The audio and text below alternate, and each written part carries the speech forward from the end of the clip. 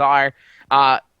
Man, that's making us sound good as always here every Monday night for the And the Winner is Motorsports show, broadcasted a production of the ETV Live online Auto Sports Entertainment Network. I had to throw online out there because 9 times out of 10, JD Webb says our executive producer, who is in the ETV shack room right now, eating on barbecue ribs and ranch and munching on chips and everything else. He's just kicking back watching John Wessling press the buttons. Always says we never mention online, so I definitely want to take care of that. But anyhow, I am the ringmaster of motorsports. Ring the bell. Let's get this thing started. I'm Wesley Outland, and joining me as always is the most obnoxious, sometimes senseless, stuck up, arrogant rider for Front Stretch. Stuck up? Where does that come from? But he's still a super great guy. The racing devil, Mike Neff. See, the evil's just dying to come out of you. Every Monday night. Stuck up. I can't remember ever being called stuck up. Wow. Maybe I shouldn't have said stuck up. Maybe I should have meant unsensitive. Because I'm definitely insensitive. I can give you that all day long. So if people don't like it, then they can kiss your foot, right? Hey, among other things. Ass. Fat, white, hairy rear end. You know what? You're stupid. Every week it's the same thing with you. Like a sin. I brother, what'd you do all weekend? Dude, I was up at Virginia Motor Speedway at the 33rd annual Ernie Shelton's USA 100. I got to play on the microphone up there and had a blast doing it. Great racing for the Lucas Oil Late Model Dirt Series. Unfortunately, car count was down. And by the way, I do want to apologize to you because I know a while back I jumped on you and got on your case about car count at the Carolina Crown at Lancaster Speedway. Lancaster Speedway, yep. I'll admit it. When I'm wrong, I'll say that I'm wrong. I'll admit when I'm wrong. But what I will say is that, bottom line, will admit, okay, I'm friggin' retracting again. I was wrong for what I said. I shouldn't have said that. I made fun of the car count at Lancaster, and I was like, dude, this is going to be a suck-ass event. And we only ended up with 25 cars, just like you did for the Carolina Crown, which got rained out and rescheduled. Well, perfect weather conditions at the event at Virginia Motor Speedway, and they got the race in its entirety, but they only had 25 cars show up. So I was kind of disappointed in that.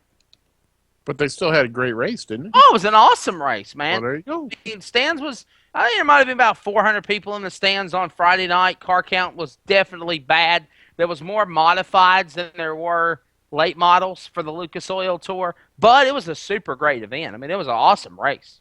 Awesome race. Cool. Everybody got their money's worth, that's for sure. If they didn't, I don't know what to tell them. I don't know. I don't know. That was it was an awesome event. It just goes to prove my theory that you have said, and that I have said numerous times before also. You don't have to have a bunch of cars to have a good show. Only takes two. Exactly. That's all it takes. I mean, I think I talked about it last week. We were talking about the Idaho County Fair with the Mini Outlaws. The open race was really bad. I don't think we had 3 consecutive green flag laps. But the 125 race had 2 karts that were pretty equally matched. One of them's a little stronger than the other, but the one that was not quite as strong got the jump and was in front. And it was an outstanding race for all 25, for 24 of the 25 laps, until the guy that ultimately won it finally got by. But they were side by side, spun out, went to the back, came back to the front. All it takes is 2 to put on a great show. Absolutely, absolutely. Have you got your race results lined up from around the country? I know I don't, man. I apologize. I've got very little so far, and it's primarily because I was at the drag races on Sunday and then got home and had to write till about 1 o'clock in the morning. So, and then I have a real job. I forgive you. What do you say we get our first guest on the show? Let's do that. Dude, and by the way, have we not got a awesome great show guest. lined up tonight? I love awesome guests. Absolutely. But we have got just a awesome guest lineup for the show tonight. I love the fact that us two goobers are able to get the kind of people we get to show up on our show. I just think that's amazing. Just to give you a rundown of what we've got lined up on the show tonight. Well, first off, we're going to have on the NASCAR Truck Series winner over the weekend at Iowa Speedway. Youngest winner in the history of Yes. the Truck Series. Yes. Ever. 18 years old, I believe it is. Yep. Ryan Blaney from High Point, North Carolina, is going to be on the show. He'll be our first guest. Jamie the Jet Latham, winner of the USA 100, his first ever Lucas Oil Late Model Dirt Series National Touring win. He pockets $20,000. He's going to be on the show. Russell Irwin, the Beaver Dam Flash, wins both modified events at Virginia Motor Speedway. We'll have him on. The High Side Hustler, Mike Neff. Jason Fager out of Bloomington, Illinois, is going to be on the show. He won the 23rd Annual Prairie Dirt Classic at Fairbury American Legion Speedway over the weekend. And Where was that? American Legion Speedway, Fairbury American Legion Speedway. I've never heard of that. Where's that located? I believe it's in Ohio. Cool. I love learning about tracks I've never heard of before. If my producers are listening, if they want to do a little Google check for us and give me a check JD Webb on where the location of that track is, that would be great, boss man. Quit eating on some ribs and try to find the location of the track. I believe it's Illinois, though. I believe it is. So, but definitely, let's go to the phone lines and get on our first guest of the night. I know he's got to be excited to be on the show, so we're definitely going to call him up here real quick and I get. don't know how excited he is to be on the show. I know he's excited that he won, and I also know when I that called he's him, probably excited that they was- had rain in Nashville today, so he didn't have to go testing. Well, maybe. Well, why do you always make it seem like that's the only reason we got the guests on the show for? Because it rained. I was on the phone with. I don't know that it's Right. because it rained. I just think he's happy that he didn't have to test because it rained. Okay. Well, that weather's Had coming anything this to do way. with being on the show. That bad weather is coming this way too. So everybody, be safe. Yeah, we've been having some monsoons down here. Definitely. We're gonna call Ryan Blaney. Okay. Ryan Blaney American going to be our Legion Speedway is in Fairbury, Illinois. Fairbury, Illinois. That's what I thought. I thought it was Illinois. I was thinking Ohio or Illinois, one or the other. So we'll definitely get this young man on the show. You know, I remember in my old ASA Southeast Asphalt Tour announcing days, this young man used to be on the he used to drive. He was the 2010 Pass South Super Late Model champion. Yep. I remember that. Hi, you've Absolutely. reached Ryan Blaney. Sorry I can't come to the phone right now. The That's so name, sad. Number and a brief message. Okay, we'll try him again. Strike one. A strike one. Absolutely. You get three. We'll try And to it's get him over. to answer his phone here. Get him one way or the other. Let's try it one more time. I just hate that we have such great talent and they say, oh, yeah, we're going to do the show. We're going to do the show. And then they back out. Which I don't think. I don't know if they're backing out. They probably got something going on, you know. Yeah. I guarantee he's got people from everywhere calling him. Oh, absolutely. And I was trying to remember over the weekend because they said he was the youngest in the trucks. And I'm like, well, isn't he the youngest ever? But then I remembered that Joey Logano won a nationwide race like 2 weeks after he turned 18, I You've think. reached Ryan Blaney. Sorry I can't. And I'm thinking that he was younger when he won a nationwide race than Blaney was winning this deal. Absolutely. I'm texting. Strike two. Yeah. Maybe we'll give him strike 5. Well, I just texted him telling him please answer his phone. We're trying to call. Let's travel more time, and then if not, we'll take a break. Let's travel more time. Ryan Blaney, youngest man ever to win the NASCAR Camping World Truck Series. He won it over the weekend at Iowa Speedway, and we are trying to connect with him on the show. And of course, the track, Fairbury is at the fairgrounds. That's what they were talking about. So I'm hoping he'll answer, man. I had to spend all that time calling him today, got him lined up and everything else. Now he won't even answer you his reached phone. Well, that's strike 3. Have to send a message to his sister. She'll get him in line. Well, I just texted him, said, hey, man, please answer with 8888, please. Answer the number. I don't know.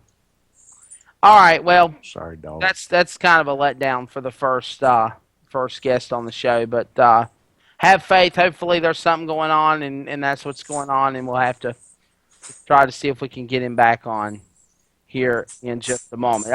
We're spiraling out of control, so let's just reel back in. Let's regroup, and we'll come right back on the show here in just a moment, and hopefully we'll try to call Ryan Blaney one more time, and he will answer. So let's go to break. We'll be right back, and the Winter is Motorsports Show. We'll be right back right after these words on the ETV Online Auto Sports Entertainment Network.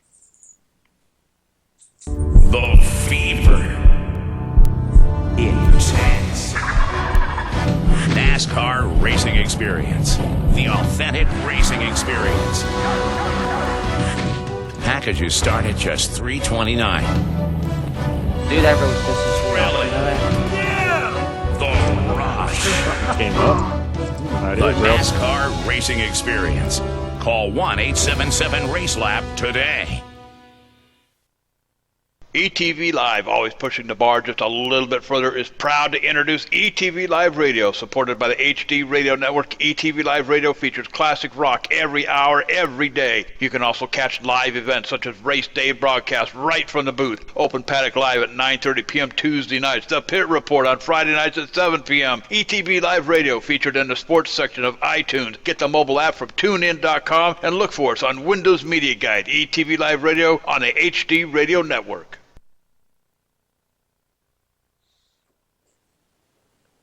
I swear to God, if I ever make it to NASCAR with MRN or PRN or wherever.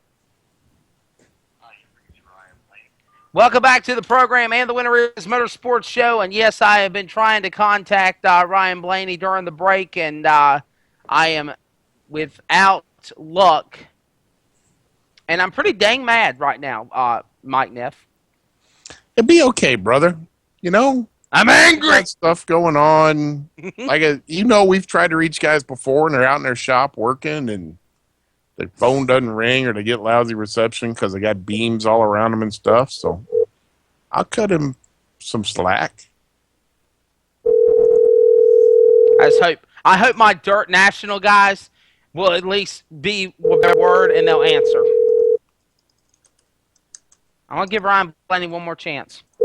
And then if not, we're just going to move on to another focus. I mean, we've already spent so much time trying to get in contact with him to be on the show, and then now he's back in. Name, number. Well, all right, fine then. Well, I am sorry to all of the guest panel. I'm sorry to all of the listeners. As you can tell, I'm not all of the Ryan Blaney fans. All of the Ryan Blaney fans. As you can tell, I'm not telling a lie. I have his number. Of course, I'm not going to give it out, but But we could, since he doesn't answer his phone anyway. What difference would it make? That would be so wrong. Just saying. Well, it's like, have you tried, speaking of which, because I know how tight you are with Danica, have you tried calling that phone number that they show in that commercial that says it's her cell phone number just to see what it really goes to? Like,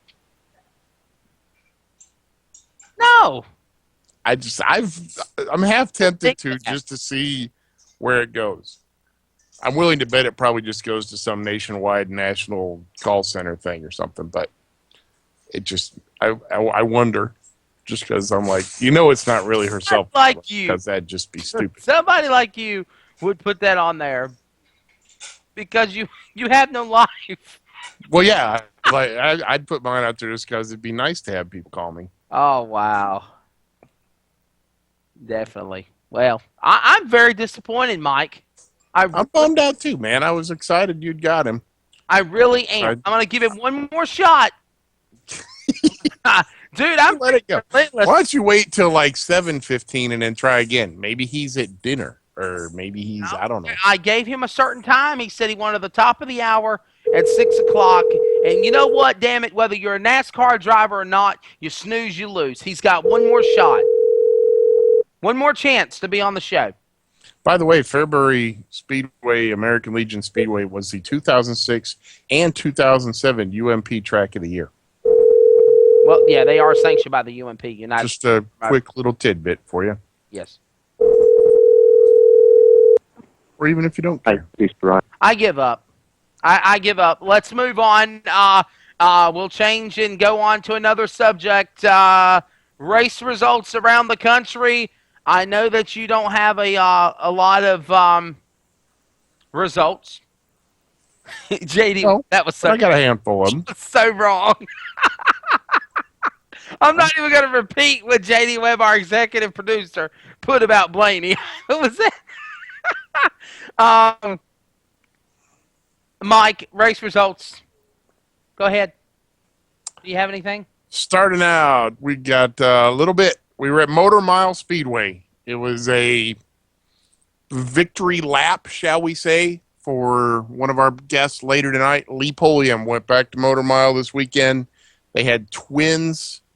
He ran the first one, led from the pole, led every lap, beat Tommy Lemons, Frank Denny Jr., Chad Harris, and Hunter Devers. Then race number 2, they inverted 3 of them.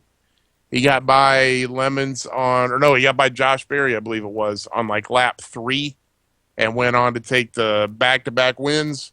He beat Tommy Lemons in the second one as well. Chris Bowen, Mike Looney, and Josh Berry rounded out your top 5. Congratulations to Josh Berry, though. He was crowned the track champion for Motor Mile this year for JR Motorsports. So congrats to him. In limited late model action at Motor Mile, Scott Lancaster took the win. Kyle Dudley was second. Steve Dalton was third. Preston McGee fourth. Stephen Weeks rounded out your top 5. In street stocks, Matthew Gussler was your winner. Barry Gregory second. Sherry Carls was third. Scooter Hollinsworth was fourth. And Jessica at your top 5. Mod 4s was Chucky Williams, Doodle Lang, Rocky Yates, and apparently a serious nickname best. Denny Sloan was fourth, and Drew Holdren rounded out your top 5. At Lucas Oil Dirt Late Models, Virginia Motor Speedway, Jamie Latham took the win over Bloomquist, John Blankenship, Don O'Neill, and Earl Pearson Jr. At an American Legion Speedway on the 15th, a late model winner was Feger, ahead of Kyle Logue, Scott Bull, Torin Metal, and Mike Spatola. In the modifieds, it was Jeff Lika, Jeb Friedman, Jeff Curl, Lance Deem, and Danny Schwartz. In the street stocks at American Legion, it was Mike McKinney, Rick Thomas, Jeff Siemens, Darren Kohler, and Jason Meyer. And back at Virginia Motor Speedway in the modifieds, Russell Irwin took your win ahead of Brandon Galloway, Paige Harrison, Brett Hamilton, and Craig Rimmich. And that's all I got right now. So there you have it. And I understand I need to get on chat. I got a couple of fans. I understand. And you know what? I'm probably getting bashed by the whole, Ryan Blaney deal. And I'm sorry, but, I just think it's wrong. Yeah, I took my time out of my day. Here, okay. Oh, man, now I feel like an ass. Wow. What, his dog die or something? Wesley, I totally apologize. I was doing another radio show. I tried so hard to get off. I was scheduled. They just called me out of the blue. All right. What did I tell you? He probably had something else because hundreds of people have probably been calling him. All right. Well, I do forgive him, okay? So let's put Ryan Blaney back on the show. Wow. I do apologize. So for all of it, tell all the people in the chat box that I'm sorry. Tell them I'm sorry. Yeah. Well, Ryan Blaney, it's Wesley Outland and Mike Neff and the Winter is Motorsports Show. How are you, my friend? I'm doing all right. How are you guys? Dude, first off, I just want to say that We're doing good. Wesley is completely spun out. Don't let him try and give you a nice song and dance about all blowing smoke. He's been sitting here bashing you for the last 10 minutes because you wouldn't answer the phone. So don't even let him try and make it sound like he's your buddy or anything. Just call me up out of the blue here. I understand. I wasn't expecting it. I understand it. I feel like a total ass now, Ryan Blaney, that you sent me that text. So You should. Shut up, Mike. I do apologize. Okay, Ryan, I'm sorry. Please accept my apology. All right, accept it. It's probably a good thing I wasn't listening to what you were saying. Probably a good thing I didn't. Probably right. No, listen, I didn't say anything out of line. I didn't say anything bad about you. The only thing that I said was that previous guests that are NASCAR stars that we've had on in the past, Ryan, say that they're going to be on the show, but then they don't even text back like you just did. They just totally blow us off, or they say, I'm sorry, we're not interested. So I definitely appreciate you letting me know what was going on, and I do apologize. I am sorry. All right, well, 10-4. We're all good. Now, we're all good. All good, brother. So, Mike, quit being an instigator and try to continue to start things. Dude, I'm just saying, you're trying to be all nice to him, and you were freaking here bashing him for 10 minutes straight. Anyway, congratulations on your win, Mr. Blaney. Great to see. I talked to you at Richmond back in the spring when you made your nationwide debut, and you just looked like you knew what you were doing. You've been out there running with them all, and now you get in the Keselowski truck that wasn't able to win for anybody, basically, and you get out there and you tear them up. Tell us about going out there at 18 years old and winning yourself a miniature gas pump.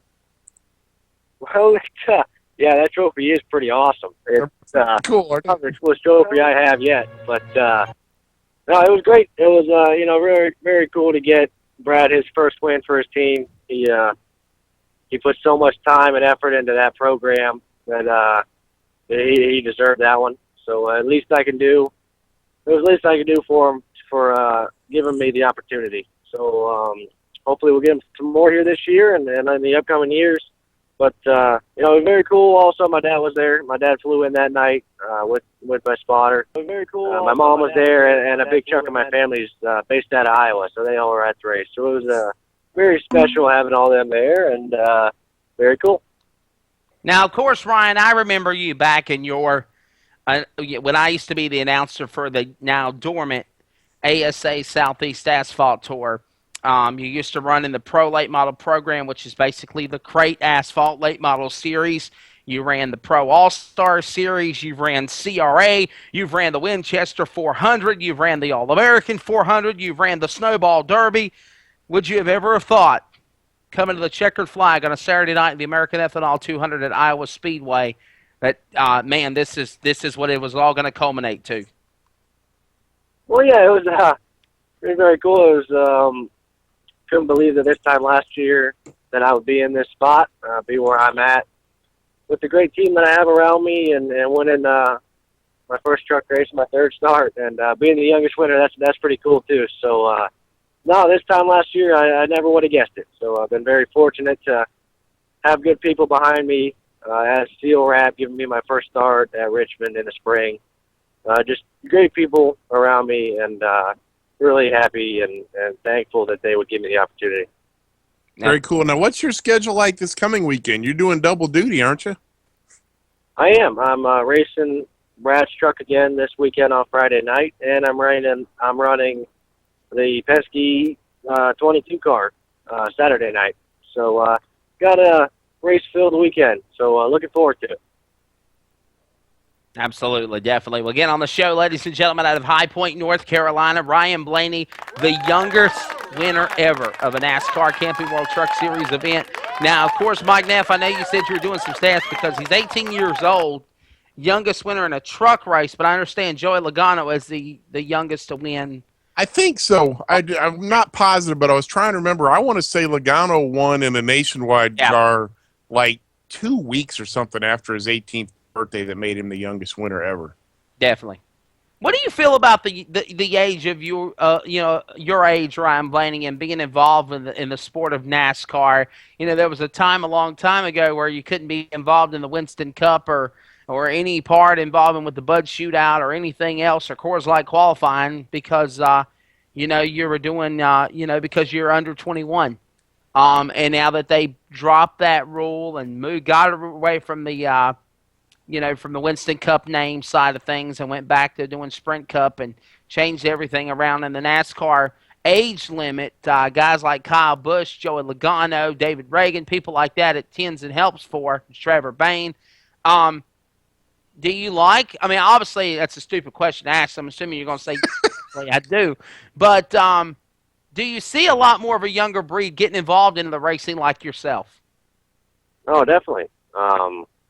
A good example is that Next Nine program that NASCAR came up with the Next Nine. The guys are running the K&N series. So, I do think it's a good rule. It definitely gets kids to start out younger, and you can see it with, Kyle Busch, Joey Logano, like you said, Trevor Bayne, all really young guys getting their start, and there's a big group of them that are trying to get in currently, and I think it's cool that the sport is allowing them to get in at 18.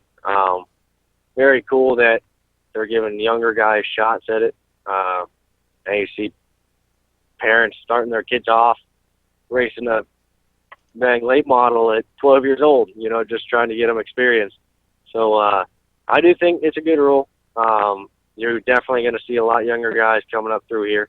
So hopefully we'll see a new wave here, new wave of guys Threat has come in been sometime. detected. So Now I'm curious, Ryan.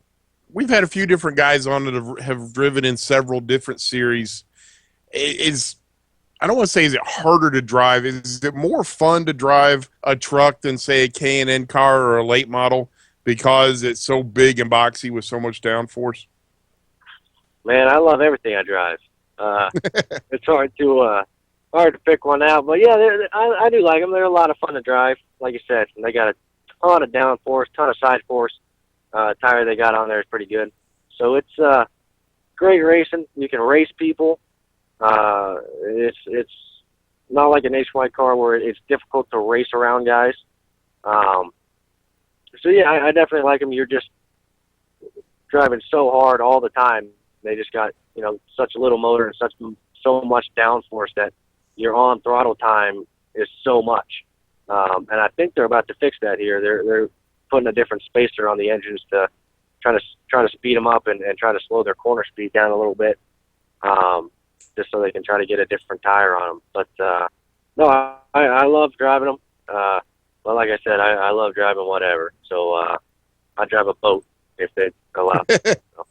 Now, how much help has your dad given you being involved with what he done in the NASCAR days? How much kind of feedback has he helped you with? Because your dad, Dave Blaney, man, he is one hell of a wheel man. I mean, people might not realize this, but he's one of the best drivers when it comes to sprint car racing in the World of Outlaws sprint cars. And he's been a former World of Outlaws champion, and he ran the NASCAR world as well. What kind of advice and expertise did he help you out in getting you with the truck series?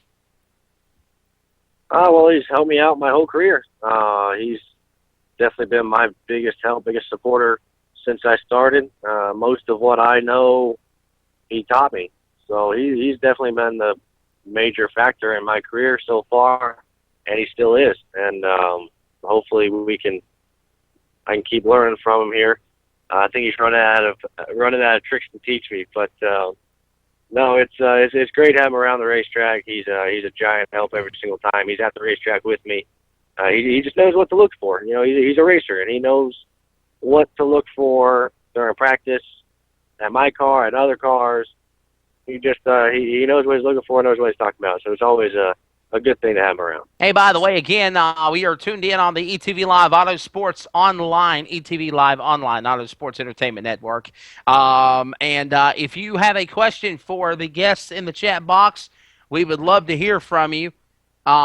Just simply give us a call. No, don't call us. Don't give us a call. Just post it in the chat. Simply, leave a message in the chat box, and we'll get back with you. That would be type. Try typing in the chat box. That'll work. Damn message in the chat box, exactly. I am curious, Ryan. and I don't claim to know your dad. I mean, I've interviewed him and I've seen him at the track and talked to him, but it's not like we're buds or something. But I got to admit, since I've seen you at the track the last couple of years and when he's been around while he's at the track with you, I have seen him smile way more around you than I ever have before. Is he, I mean, living vicariously through the success that you've been having in your racing career? Well, yeah, he definitely likes to see success after all of his hard work that he's done on me, all the time, money, and effort he spent on me. It's kind of a relief, you can say, for him to see it all pay off, and it's kind of my payment back to him. You could kind of say, winning races and being successful. It's my kind of showing him that I'm thankful, and it shows him that all what he's done has paid off. So it's I think you're definitely going to see him smiling a lot more here. He had a big grin on his face Saturday night and all Sunday. So it was very cool seeing him that happy. Probably happiest I've seen him in a long time. So it was very cool to do, and hopefully we can see him like that more often here. Very cool. Now, what is do you have anything set in stone for next year yet? Or are you still planning on going out and winning 2 or 3 more races this year to build up your resume first? Man, if I go and win 2 or 3 more races this year, we'll be set for next year. It's just we haven't discussed anything with Penske or anybody for next year. My main focus, I would love to stay at Penske's next year. It's just a matter of, if there's room, what do we got, what they can wrestle up. So it's, we haven't discussed anything from next year with them. It's just kind of a race-by-race deal right now that we're going with. We keep winning races, and I think it's going to be hard to kick me out. So we'll be all right. Ryan, so. I got to ask you a question, buddy. What is hang on, we got a question into the chat box here. I was going to ask that, but you were chiming in, so go ahead. Does he prefer? This is coming from Jet Driver. What steering ratio do you prefer from track to track, and what did you use at Iowa, or is that too top secret to give? No, I'll display all our secrets right here. We use the same steering box for where we go. At least I do. Now maybe super speedway stuff, you might use a slower steering box, right? Just because. But no, we usually use 8-to-1 everywhere we go. That's really all I've ever used. I'm pretty sure an 8-to-1 is in the trucks. I know an 8-to-1 is in our K&N cars always what we've run. So 8-to-1 is pretty much natural to me. It's what I've always run. So. Absolutely, definitely. Well, man, obviously one day aspirations want to make it up to the Sprint Cup. And what I was going to ask you before the question came in the chat box about your power steering or gear ratio. What is your thoughts of NASCAR right now in this day and age? I mean, I know you're a young guy and you enjoy the sport, and you coming off winning your first ever NASCAR Camping World Truck Series. And again, if you didn't know, we're talking to the driver out of High Point, North Carolina, NASCAR Camping World Truck Series driver out of the Tommy Baldwin Racing Stables of Ryan Blaney. Ryan Blaney, 18 years of age, won his first ever Camping World Truck Series event in the American Ethanol 200 at Iowa Speedway on Saturday night under the lights. Where do you feel NASCAR's heading, Ryan? I think, it's definitely on the rise. I think the economy is getting better here. And I think more fans are starting to get in the stands. So I think the bad days of NASCAR are pretty much behind us. They're making great moves. Yes, Dodge leaving the sport was sad and is a bad deal, but I do think NASCAR is moving forward, growing. The fan counts are definitely up at the racetrack, and making good moves with new bodies next year for the Cup cars. So it's very cool to see NASCAR kind of able to overcome that slump they were in for a couple of years. So and the economy has a huge thing to do with that, but we're not here to talk politics. Just I NASCAR is on the rise, and great things are coming here. So Cool. Now, have you ever been in a wing sprint car? I have a few times actually, not as much as I wanted to, but I was just curious because I know the whole family legacy between your dad and your uncle that they've both been able to wheel a wing sprint car pretty good. I was curious if that ever crossed your mind as being the path that you wanted to go down, or if you were always pretty much leaning towards stock cars. well, I pretty much grew up in North Carolina, and there isn't that much sprint cars around here. It's all asphalt down here, and Ohio, Pennsylvania is pretty much their region, and we were never really up there. And that's what first thing I got in, and so yeah, I haven't got in a sprint car as much as I'd like. I think they help you. I think they teach you some good habits, but at the same time you can pick up some bad habits. But and he's a great sprint car. He's a pretty damn good asphalt driver right now, just starting out. So I think it would get a little bit like car control stuff, but I just think it's fun, man. I think they're real fun to drive. So.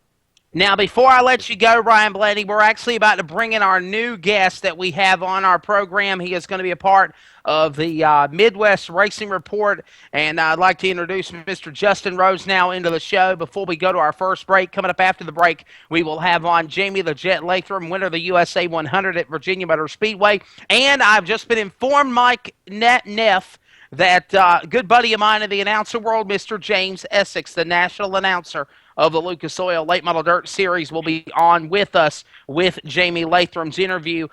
Justin Rose, now, have you got any question for Ryan Blaney before we let him go, buddy? Ryan, I know you've visited Berlin Speedway up here in Michigan, and I know you've had some success there with your late model there. But Ryan, how do you feel about the track throwing down a bunch of dirt on it and running a really big 100-lap late model show this coming weekend? Oh, I had no idea. I had no clue they were going to do that to Berlin. No, I think it'll be cool. The backstretch of Berlin is usually dirt by the end of the race anyway, with people off the backstretch. It's pretty cool. It's a nice racetrack, and I think it'll put on a good show there with all the dirt guys there. Well, dirt guys always put on good shows, so it'll be good. I think it'll be a really good show. Ryan Blaney, Justin, you got anything else for Ryan, buddy, before we let him go? No, I just want to say congratulations for your very first win there with the Camping World Truck Series, and I hope to see you progress through the ranks here, and hopefully we'll get to cheer you on one day here sometime soon in the Sprint Cup Series. All right. Well, thank you. Nice talking to you. Well, Ryan Blaney, before we let you go, but we go to a commercial break. Thanks, Ryan. Go ahead real quickly and give us a rundown of all of your sponsors, all of the people that help you out so much in putting that Tommy Baldwin Racing entry in Victory Lane in the number 29 camping entry, going to Victory Lane in the American Ethanol 200. Oh, that's what I was trying to get out. Go ahead.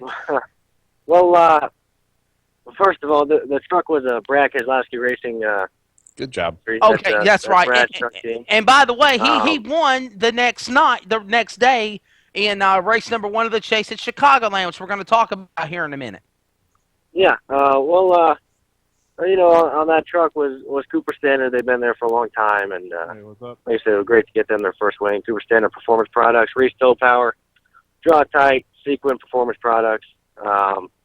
Seal Wrap, like I said before, Get Me Started, and Discount Tire and Snap-on Tools on the Penske side. So everyone that helps out, you guys know who you are. So thank you very much, and we'll wish you some more wins here and make you proud. Absolutely, definitely. Well, buddy, congratulations again on a outstanding run in winning in the NASCAR Camping World Truck Series. Much success for the rest of 2012. And, man, we hope to have you on the show here again. And, again, I do apologize for being a little sore, at the beginning. I do apologize for that. But, man, I remember you whenever I used to announce the ASA SAT Tour in the past, and you were the 2010 Past South champion. And we love you in the Tar Heel State. You've come a long way, my friend. Thanks for being on, brother. We appreciate you spending some time with us. All right, yeah. Well, thanks for having me on. Hopefully, I'll talk to you guys soon. Absolutely. Ryan Blaney. Ryan Blaney, again, the man that put it in victory lane over the weekend. And, of course, an exciting race for the NASCAR Camping World Truck Series at Iowa Speedway. And I know he's got another obligation on PRN coming up at 7 o'clock, I believe it is. But you just stick it here with our show because definitely it's more, what do you want to say, Mike? It's more of a structure setting with the NASCAR radio shows. We will ask whatever kind of questions we want to, just like they tend to be a little more politically correct than we do. But then again, well, no, most of the time if it's PRN, they're on broadcast airwaves, so they have to be a little more politically correct. But, Absolutely. We're gonna go to commercial break in just a moment. And by the way, I want to remind you also that if you are tuned in to the show, have you got mobile? ETV Live Auto Sports Entertainment Network, ETV Live Online Auto Sports. Online. JD Webb's going to kick my ass if I don't start getting that correctly. ETV Online Auto Sports Entertainment Network has got everybody set up. If you're mobile, get the app. TunedIn.com, iTunes.com, Windows Media Guide, and, of course, HD Radio Network and everything from the booth. And, by the way, tonight, join me, Mike Keaton, J.D. Webb and company, and everybody else for round number 1 of the chase for the RSR Cup title. It is the RSR Full Throttle Cup Series beginning at 9:30 tonight on the ETV Live Online Auto Sports Entertainment Network. We'll bring Justin Rose now in after the break, and we'll talk a little Midwest racing, and then we're going to connect with Jamie the Jet Latham. All on the way, and the winner is. We'll be right back. And thanks for the guests we got tonight, too. The Pit Report, featured every Friday night at 7 p.m. live on ETV Live Radio. Join Dakota Ehrman and J.D. Webb for weekly race recaps, driver interviews, and updates. Unabridged, uncensored, and no knotheads, cowboy. The Pit Report, live on ETV Live Radio, 7 p.m. every Friday night.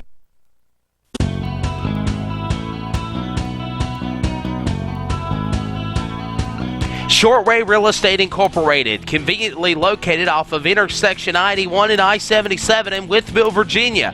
Services all of Southwest Virginia in residential, farms, recreational, and commercial properties. The company is owned by Jason and Judy Short. Judy has been in the real estate market for over 15 years and is the broker of Shortway Real Estate. And they have 2 of the top agents in Southwest Virginia. Their goal is simple: to provide the best customer service and build business on repeat clients. You can get pre-approvals in less than 20 minutes.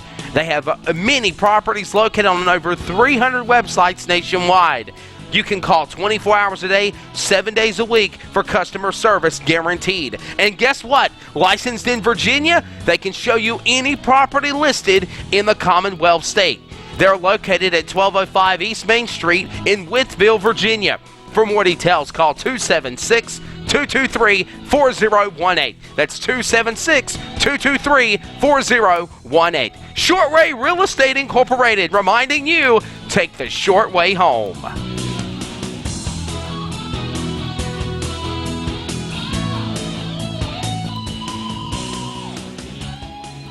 Hey, welcome back to the program. Mike Neff, we did it again. Well, if our producer would give us more than "you are live," you are live. How about a 5-second count or something? We would know that we're live on the air, and you wouldn't hear the backdrop of all the conversation going on in the back. Babbling boobs in the background. And like I said, every professional radio show, you always hear all of that as well.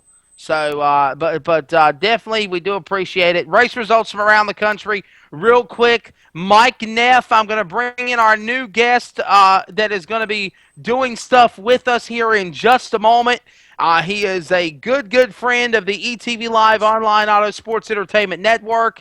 We were just kind of chatting around the other day, just talking about things, and the next thing I know, I said, hey, why don't you get involved with it? If you're definitely interested in the racing and wanting to make it better. And one thing he talked about was we don't cover the Midwest as much. Maybe we could start covering more areas, more regions. So, Dude, how many results from the U.S. Modified Tour do I know. Where's the love? I know, but with that being said, I am now proud to bring in Justin Rose now in the show. Justin, how are you, my friend? I'm doing very well, Wesley. And Mike, how you doing? Super brother, how's things treating you, man? I'm doing wonderful. I'm very, very excited to, begin, a broadcasting career as the Midwest race reporter here on the And the Winner Is Motorsports show. And Wesley, I want to start off with something very big that I alluded to with the interview with Ryan Blaney, and that is the 100-lap late model feature at Berlin Raceway. Yeah, be very, very quick because we've only got about 2 minutes for the Midwest report, and then I got to hook up with Jamie Lakeland. So go ahead, man. This is like Paul's 15 seconds of soccer on the Dan Patrick show. We'll give you 2 minutes to talk about racing in the Midwest because Lord knows there's not enough of it. Go ahead, my friend. Go ahead.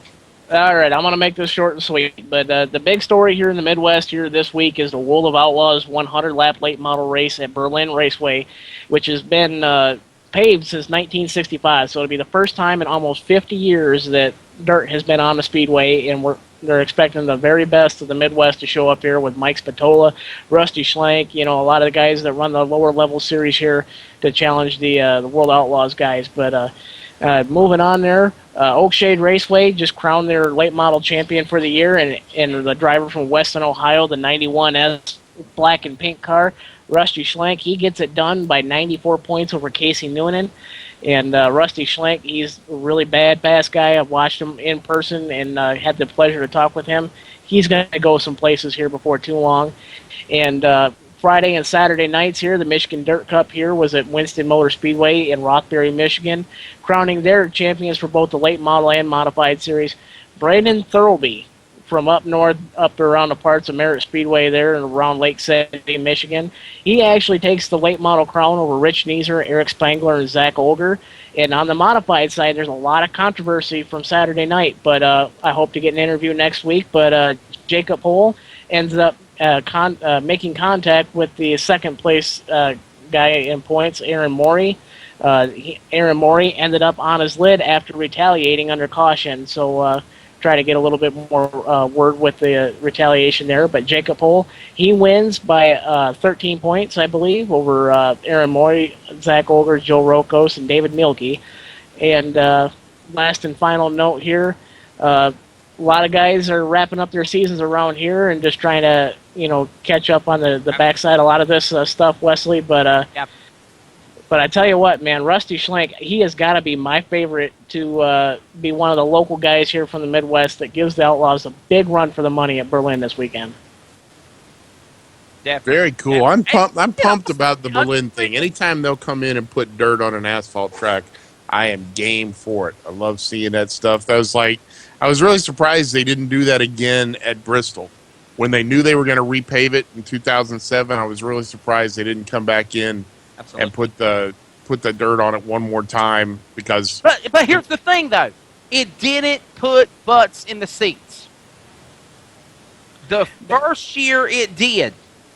I say it was phenomenal. Now, wait a The problem minute now. was they had too much dirt. Well, Or I shouldn't say dirt, too much dust. You couldn't see the backstretch from the front stretch because they didn't have the track prepped properly. Well, guys, the one thing that I want to bring up here is Berlin's a very nice, modern facility, as Ryan Blaney alluded to when as in his interview. But Berlin can seat around 11,000 people on the front stretch, and they got capacity in the pits for probably about another 500 to 1,000 standing room guests. They may actually put up a temporary wall, I've heard. I have yet to get word with anybody about that, but look for them to put a very, very packed house, and that track's going to be bad fast, and a lot of guys with big horsepower are going to be able to run up front here this weekend. definitely. Well, Justin, buddy, thank you so much, man. Hey, Justin, can you find out one thing for me for I next got week? to go with Justin. Oh, I want to ask Justin a question. Here in a minute. I was trying to say something. Justin, I will bring you back on as a treat. I will bring you in with me and Mike Neff for the interview with the high side hustler, Jason Fager. How will that treat you? Because he's a Midwest driver and you cover the Midwest. Will that be a good treat for you? Oh, man, I'd appreciate it. Absolutely. So we gotta go with Justin now, and Mike. Man, I've got 3 people coming yelling at me at the same time. We'll bring Justin in for the interview with Jason Fager, and then you can ask what question you were going to ask. But that's going to be pretty exciting watching Berlin Raceway be on dirt. I'm pumped. I was like, you shut us all down, and now you want us to talk again. Make up your mind what you want. We have got to be on a. We've got to be on a time limit here. I know. You told me you had to go make a phone call, so you're cutting Justin off. Now you want us to talk again. No, I'm getting ready to call somebody. I don't want to have dead air and just have a phone ring. You start calling, me and Justin will talk about Flat Rock Speedway, which is what I wanted to ask him about. I want a full report of the season standings for Flat Rock Speedway for next week's show. You got a homework assignment from Mike Neff. You do your homework. Since it sounds like you're totally on the pulse of Michigan racing, I want to report on Flat Rock Speedway. I think that'd be cool to bring him in with the. I'm cool with leaving him in whenever he wants to be. Absolutely. Well, we might make a 3-man announce team. That's fine. There you go. If that's what you want to do, we could do that. I think he does a great job. More the merrier. Obviously, we saw that on ESPN this weekend when they stuck Marty Smith in the mobile pit studio thing. JD Webb says that four talking heads behind a desk wasn't enough. JD Webb says, and I quote, that Justin works for ETV Live and nobody else. Hey, on the line right now, Jamie the Jet Latham. Jamie Latham out of Mechanicsville, Maryland, the winner of the USA 100 with the Lucas Oil Late Model Dirt Series. It's Wesley Outland. Jamie, how are you, my friend? Good. Dude, I'm telling you what, the biggest win of your racing career ever came Saturday night at USA 100 at Virginia Motor Speedway. What is your thoughts going into the day while I connect in with James Essex? Are you there? Jamie, did we lose you? Yeah, I'm here. Jamie, I was just simply saying, buddy, what was your thoughts going into the day preparing for the USA 100 before you pocketed $20,000 on Saturday night, my friend? No, it was just we just had to watch the track, and everybody knew it was going to be a tire game, and just see what they were going to throw out, because it's always a place that's never the same 2 times when you go down there. Now I'm curious, you're coming down, laps are winding down, you're leading this deal, and you look up in the mirror and you see that green and black car on your bumper. What was going through your mind?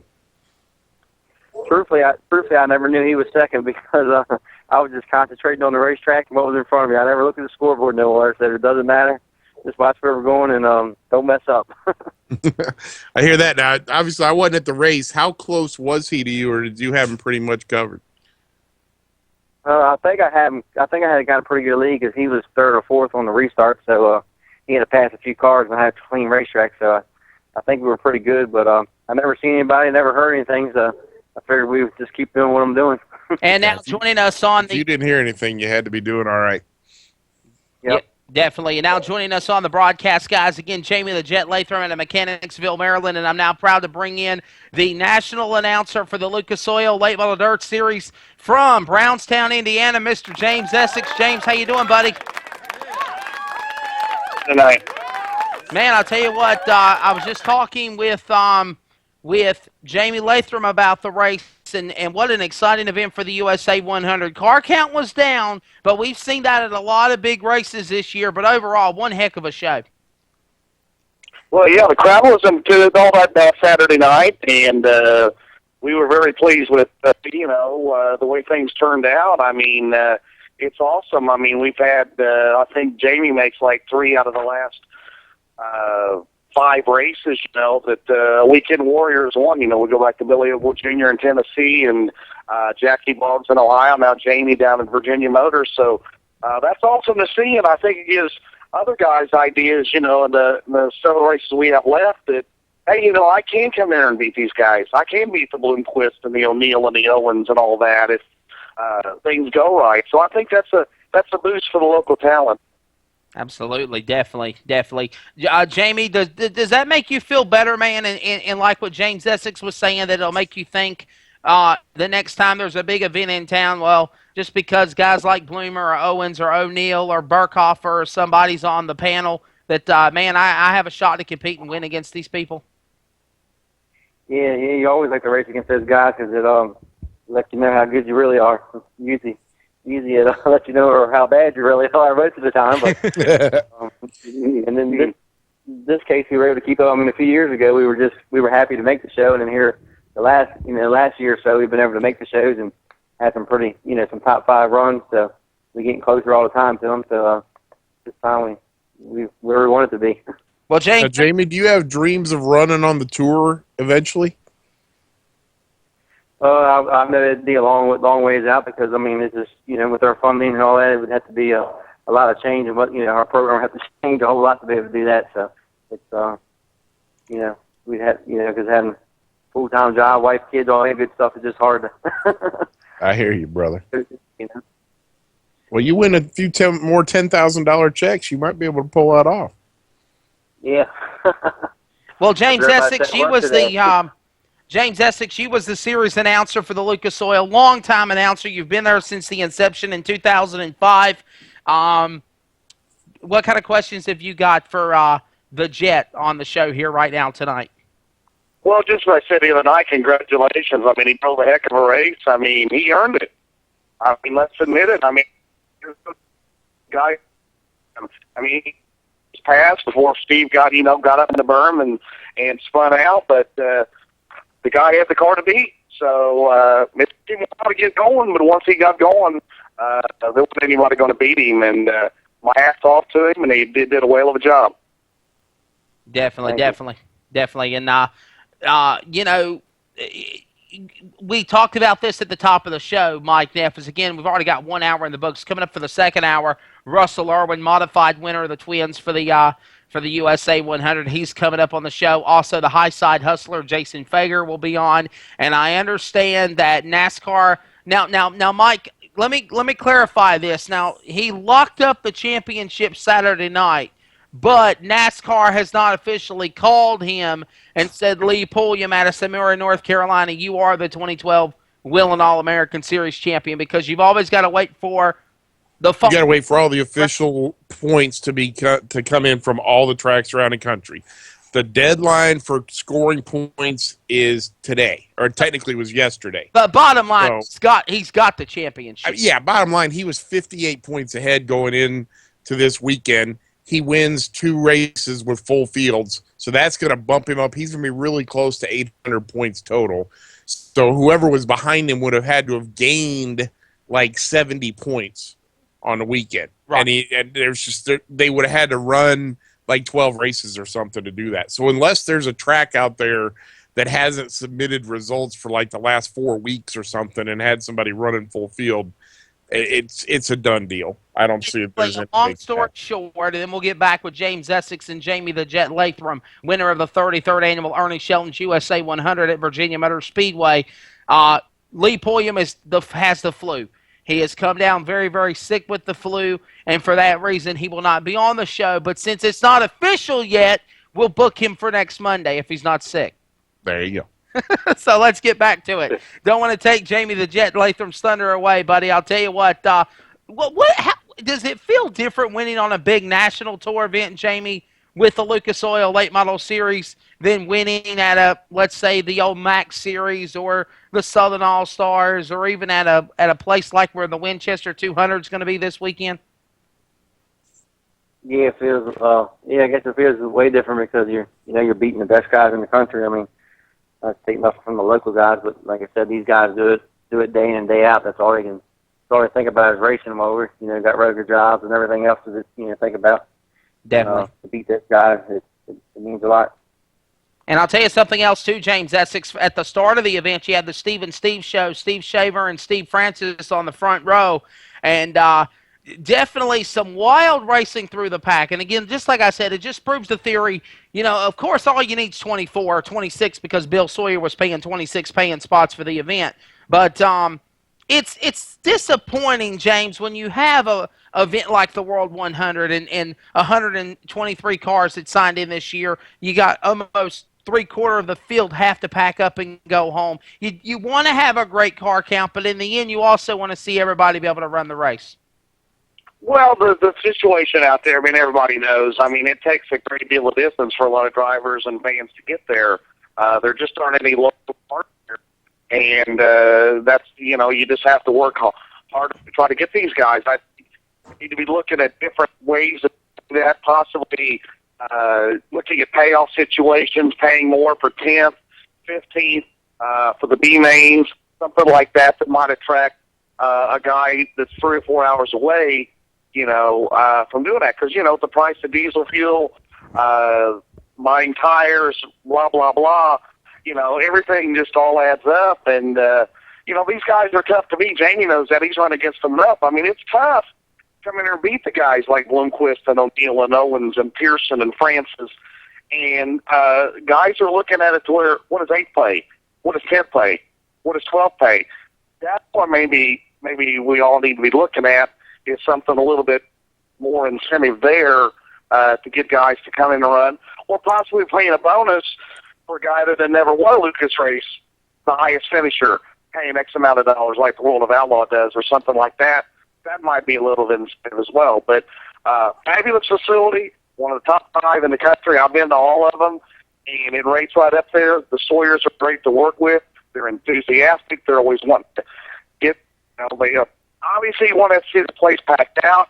Yep. You want to have all the cars you can get, but everybody does the best they can. It's just circumstances sometimes, and I think this Commonwealth 100 in April continues to build each year, so maybe that's something to take a step forward again in 2013. So we'll just have to see. Absolutely, absolutely. And again, of course, the Lucas Oil Late Model Dirt Series is known all over the country. They were the first people to break ground on national TV or international television on CBS Sports with the 2011 running of the Show Me 100. And, of course, they did it again back in June on CBS with the 30th running of that event. And, of course, now they've hooked up with NBC Sports Network, MAV TV, and, of course, Speed Channel as well. So definitely in the limelight nationally, James Essex, the Lucas Oil Tour is. And it definitely brings people like Jamie Latham and other locals to come in and play to run with the big dogs to get the TV time also. Well, and I'm sure Jamie was wishing that the other night was on television. That'd be great to play back in the future, for the kids and grandkids, down 20, 30 years or whatever. But it's something that he'll never forget. And, I'm sure that it's a boost to, like you said, all the regional and local talent, the tracks we go to, that, hey, I've got a shot to do this. I mean, if I mentioned Jason Covert's one on the tour, you go down the list there. But in the past years, it's been very difficult for somebody to break through. But it just seems like in the last month, things have just been have broken the way of the local talent, and that's neat to see. I mean, I love it just as much as anybody else. I think it's great for the sport. It's great for everything involved, and I really enjoy it. Definitely, definitely. Jamie Latham, buddy, can we see you possibly, venture off and run any more Lucas Oil events this year? Of course, there's the Knoxville Nationals in Iowa, the Late Model Nationals there, and of course there at Brownstown Speedway in Indiana, or the Dirt Track World Championship in Portsmouth. Yeah, that isn't that far from home. Yeah. Absolutely. So, I mean, so many great venues. Of course, the Georgia Swing at Rome and Dixie in the Peach State for the Lucas Oil Tour. Or do you just kind of pick and choose where you go from week to week? I mean, right now we're just planning on just doing the week-to-week thing on the local stuff because, now is a good season for them, and there's pretty much a 8,000 to 10,000 win race for the rest of the season, within 3 or 4 hours from home. So that's probably what we're going to do at this point, but that's what we had planned to do anyhow, so I haven't really talked about changing it up, so that's probably absolutely.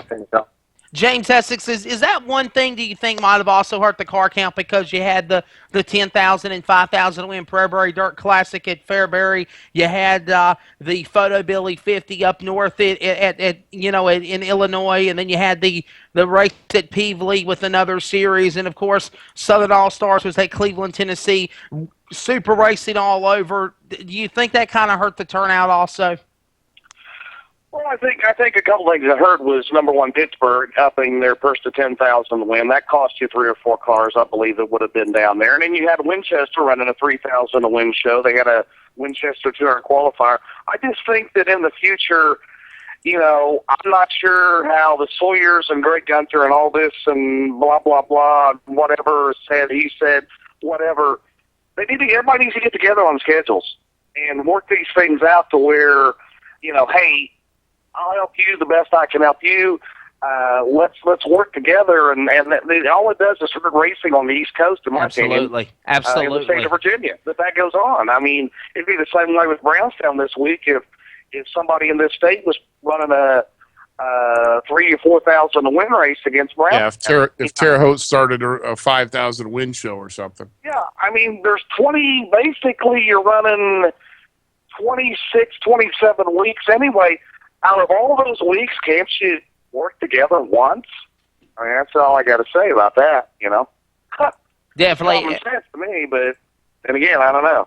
Yeah, by the way, before we go to our breaking in things with James Essex, series announcer and the voice of the Lucas Oil Late Model Dirt Series, as well as Mr. Jamie the Jet Latham, I would like to send a shout-out. ETV Live and the Winter Is Motorsports Show would like to send a big welcome to 12-year-old Dalton England tuning in on the program. 12 years old. He's a big fan of ETV Live and the Winter Is, and I do appreciate you, buddy, for tuning in on the show here this Monday night. And James, bottom line, we got to keep these young kids involved in the sport because when we're done announcing and we move on to retirement or even if we die with a mic in our grave, it's going to be for these younger generation of kids that keep the sport of dirt late model racing alive. Well, absolutely. I love it when we have our autograph sessions and stuff and all the drivers are there and you got these little kids coming up, 5, 6 years old, and whether it's a girl or a boy or whoever, and they hear these guys, they've seen them on TV, they get to see them in person. They're a little odd, I must say, some of them.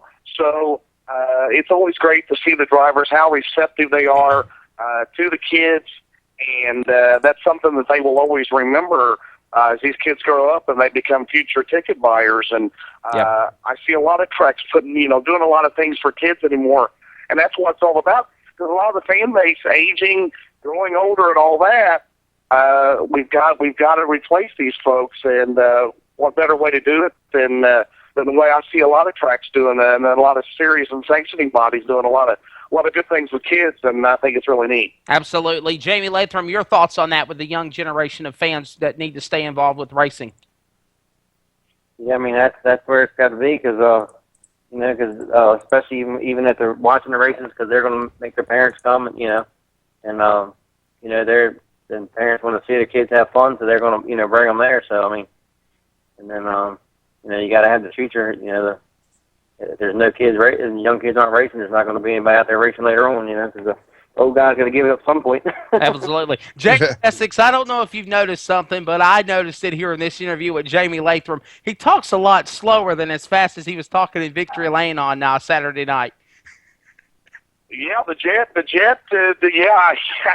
But he gave a great interview the other night. He did a great job, and like I say, congratulations to him and his crew. Is a well-deserved victory, and maybe we'll see him down the road. Maybe the dirt track, you never know. But I know there's a lot of racing on the East Coast coming up in the next month. But maybe we'll see him a few more times next year. And I mean, you never know. I mean, he may get a break someday and may get a full-time ride with somebody, and maybe on tour with us. That'd be awesome. Absolutely, and it never goes to show you. It just shows you right there that even the underdog, Mike Neff, has a chance to win. Yeah.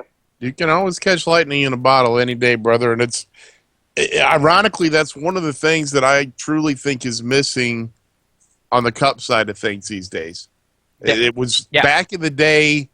It didn't happen often. I mean, most of the time, even in the old days, when you had 3 and 4 cars finish on the lead lap, there were only 4 or 5 cars that showed up every week that had a chance to win.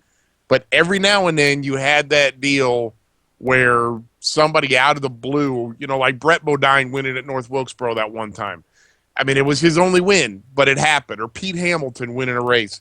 There was always that slim chance that one of the back markers could really have everything lined up and have it end up being a win for him. And I just don't anymore. I don't think that's possible. I think you've got 20 cars, give or take 1 or 2, but at roughly 20 cars every weekend that have a chance to win. and your BK Racings and your Front Row Motorsports and all that are battling for 21st on back. There's no chance for them to win. And that's the cool thing about local racing. It's a cool thing about dirt racing is that the way it works, anybody on any given day can make the right calls on tires, can make the right calls on setup, and go out there and you can have Jamie Latham beat Scott Bloomquist to the finish line and take home a $10,000 check. Well, no offense to NASCAR, and I hope I'm not saying anything out of line, but James Essex, I would probably rather watch the USA 100 10 times over fold than watch the Geico 400 for 200. Oh, God, that race was awful. Laps like we had on Sunday for round number 1 of the chase. I mean, it's just, in my opinion, dirt track racing is where it's at. Well, I said that for years. I mean, even before NASCAR became as popular as it had been, and I think it's on a downward spiral in some aspects. But I think there's just so much stuff that goes on in NASCAR that I really don't. I mean, I talked to John Blankenship a little bit about that. Of course, he's going to be running some nationwide races coming up here again, and about how they do things and about how things operate there. I'm not really sure. I mean, he's not very up on that anyway, what they're trying to do, and he's used to doing things his way, and when you're basically told when to be there, what to do, and how to do it, and all this, and I don't know, it gets kind of a little strenuous, but I don't know. The only good thing, there's a lot of good money in it. I mean, that's why you see like Josh Richards get involved in it, because of the money involved. I mean, these guys, they're only getting a salary, but they're getting all, the T-shirt sales, the other stuff that's going on. It's just a big thing. But the quality of racing, I agree with you. I think the races are too long. Absolutely, definitely. They need to break it into a shootout or something, kind of a shootout. I'm not going to ever agree with that one, but okay. It ought to be 300 miles or something. I mean, this 400 and 500 mile stuff is not, Daytona 500, I understand all that. I don't have a problem with that. I'm saying some of these other races, it ought to be 300 miles, and what their feeling is, then you have all the local police. They're trying to rob you hotel rooms and that's the stuff that I don't know how they could fix that either. Out of control, Right. And but if you look at Daytona's working at with the late model deal this year. They got the local hotels to buy in, and they're not gouging people for the days of the late model deal. But I agree. I'm never going to agree with you on the racing distance thing because I'm a long distance guy for the Cup Series. But I completely agree. I mean, when I was looking at going to Bristol this year, I was looking at a hotel room, and within 150 miles, there was not a single hotel room for under $300, and you were required to stay 3 nights. And there's no way people can afford to do that with the current economy. Absolutely. James, go ahead and wrap that up real quick for we have a question for Jamie Latham, but go ahead and end this segment.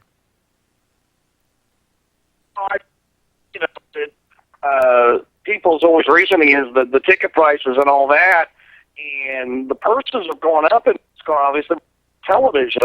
But to me, I used to look forward to coming on one Sunday after race and watching a race. But people's attention spans anymore are not going to go past an NFL game will last hours.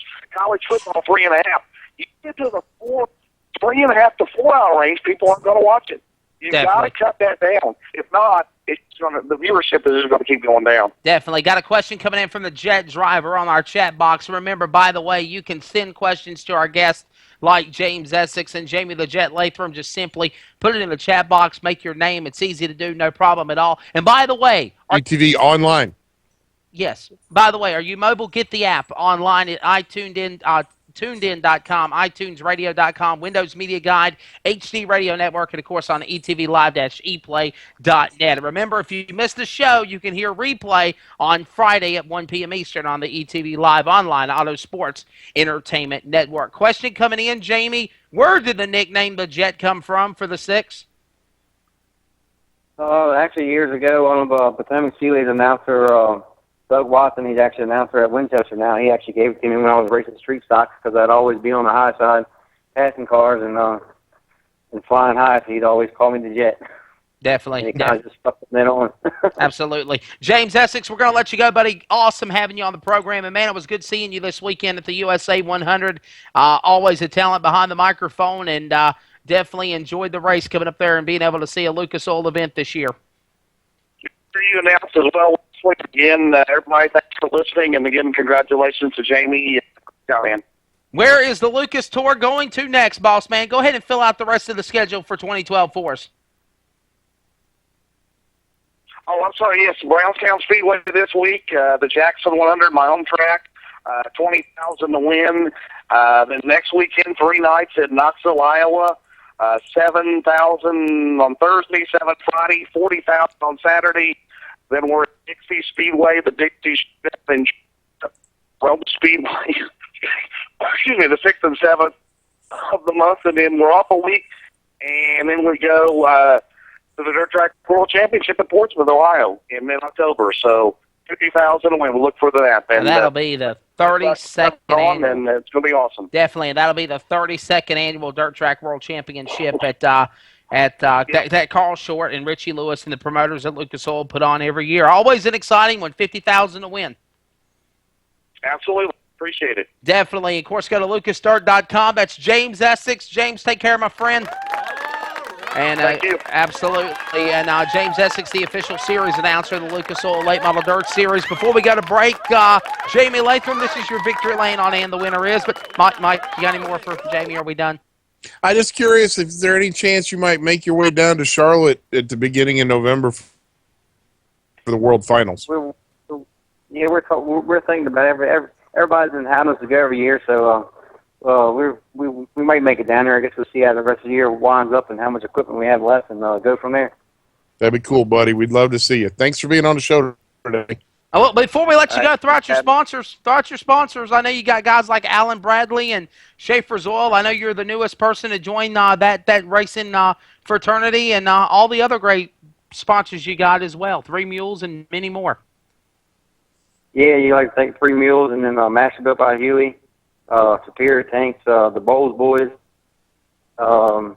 Eugene Copsey Plumbing, R. Logan, Abel's Auto Glass, JF Abel Home Improvements, Napa Auto Parts of Charlotte Hall, Maryland, Drifting Crab House, Nancy's Guys and Gals, and Tegra Racing Shocks, and there's a whole bunch of little ones here and there that everybody helps out.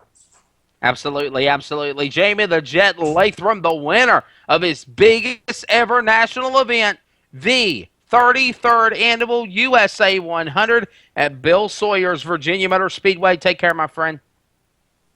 All right, thanks. Jamie the Jet Latham. Now, guys, he was very, very well calm in that interview because Mike Neff on Saturday night, he was talking so fast. He was jibber-jabbering. Dude, he just won a freaking $20,000 race. They beat Scott Bloomquist to the line. I know. You hand me the mic, it'd be a half hour before anybody touched it again. James Essex, the guy we just had on the program, he was on there, and he had to stop just to kind of chuckle and laugh because he was like, dude, I just need to give you the mic and let you do my job. He was just, he was just really, really excited. He put on an awesome job, and like I said, it goes to show you. And the funniest thing, if you go to dirtondirt.com, you can see the video. Jamie the Jet Latham gets out of his car and he does a karate chop in midair. Karate chop or karate kick? He did a karate chop. He jumped off the car and he said, "Yeah!" Of course, obviously, I just did it. You didn't see it. But I was just saying, thanks for the visual, dude. Appreciate that. For everybody else out here in Radio Land, that was quality radio right there. Wesley with the airborne chop. Yeah, he kind of jumped in the air and said, "Yeah!" Kind of pulled out his right fist and pointed it straight forward. So let's just go to commercial break. Dude, just give it up. You're not going to save it. Let's just go to break. We'll be right back with an update on. We're going to have David Lands on the show here for about 3 to 5 minutes, and then we're going to have on Russell Wiles, the Beaver Dam Flash, and the winner of the modified portion of the USA 100. Don't go nowhere. More, and the winner is Motorsports Show. We are already smack dab in 90 minutes complete. We'll be back right after this. If you're in the dirt, then grab a cold one, sit down, shut up, and strap in, cowboys. Sunday nights on ETV Live and ETV Live Radio, Sim Pro Racing features the Lucas Oil Power Eye Midgets. Pro drivers from all over straddling 600 horsepower of lean, mean, dirt-slinging machines every Sunday night live at 9:20 p.m. on the Dirt Channel at ETV Live and ETV Live Radio, etv-eplay.net. Do it or stay home. The fever. Intense. NASCAR racing experience. The authentic racing experience. Packages start at just $329. Thrilling. Yeah! The rush. The NASCAR racing experience. Call 1-877-RACE-LAP today. Tired of people hearing our conversation. Well, you did it again, Jamie. Welcome back to the That's awesome. show. I think he does it on purpose. I really do. Has been updated. Oh, shut up! This antivirus thing has been updated. Well, you did it. He did it. Oh, yours updated too. Mine did the same thing. That's pretty cool. Both of us got it at the same time. Wow. Well, I hate Avast. I'm sick of them. I think he does it on. Well, if you didn't go to your porn site so often, you wouldn't have to worry about having your stuff up. Oh, okay. Yeah, that's real. I'm a married man. You're not. I can't help it that you have to go elsewhere for the your kind of porn stuff you go on, the fetish. skeletons that you have hidden in your closet, boy, oh boy, you'd be in trouble. You say so. Hey, we're going to talk down to the winner of Richmond for the RSR Full Throttle Cup Series. Yes, we're going to talk sim racing, Mike, real quick. And it's only going to be 5 minutes, not a long time. David Lanza is going to be on the show, and 130 starts, 119 with the Real Sim Racing League. 9 wins. The chase starts tonight at Chicagoland. 9 wins, 42. Hey, do you think that the sim race at Chicagoland will suck any less than the cup race at Chicagoland did? I really believe that the sim race that we are going to do is going to... I can't imagine it could suck anymore because that cup race was awful. I know, but you have to be so negative all the time. And I don't... Dude, there was one pass. One for the lead on the track. Well, the race sucked. 3 laps into the race, Jimmy Johnson passed Eric Almirola on the track for the lead, and that was the only on-track pass for the lead. Thank you for starting the chase with a complete dog crap race. I'm so glad they moved Chicago to be the first race in the chase. That was brilliant. Marketing genius Brian France. The race sucked. And you know, it was terrible. It was one of the worst races I've seen in the last 5 years. It was horrible. Awful. When the true excitement or discussion of the whole race is the blend line, you know you got a problem. Yeah, I know that, but why in the world would they pick Chicagoland for There's money involved is the only thing I can say. I don't know what it is, but there had to be money involved in order for that race to be the first one starting off the chase. Joe, man, please.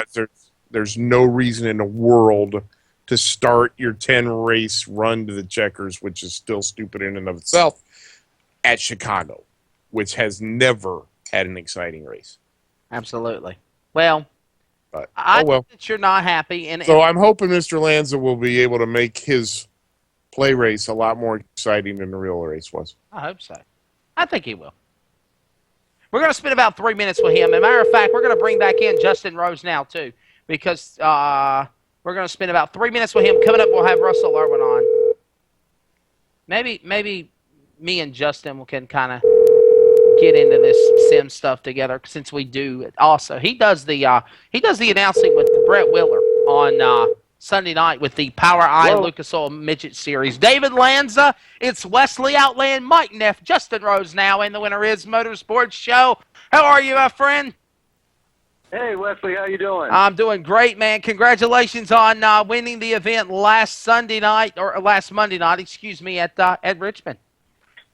Oh, thank you very much. Yeah, that felt great. Definitely. Well, man, tell everybody what you do, what you like to drive, and why it's so fun to do it, and all that good stuff. And, you know, if somebody's listening that is not familiar with sim racing, why do they need to get on board with ETV and what we do there for the sim racing stuff? Oh yeah, for anybody that doesn't know, they ought to go over to realsimracing.com and check that out, because that's where if you're into sim racing and the iRacing simulator, that's the league to do it. TV, you guys do an awesome job. We do televised races there on Monday that you guys do, and it's just awesome. You guys got anybody that's interested, please check us out, realsimracing.com. Always looking for new racers. Got a great talent of drivers over there. Just it's a blast.